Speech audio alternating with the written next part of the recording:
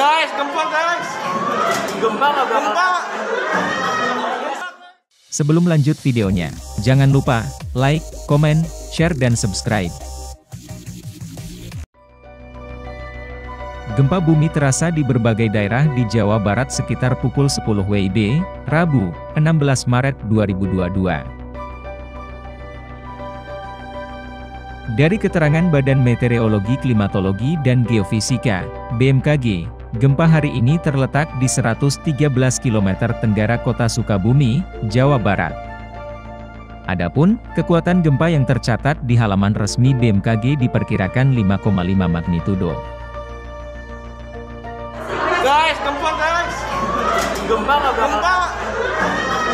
Gempa di kedalaman 10 km laut Sukabumi itu dinyatakan tidak berpotensi tsunami, meskipun BMKG memperingatkan adanya potensi gempa susulan.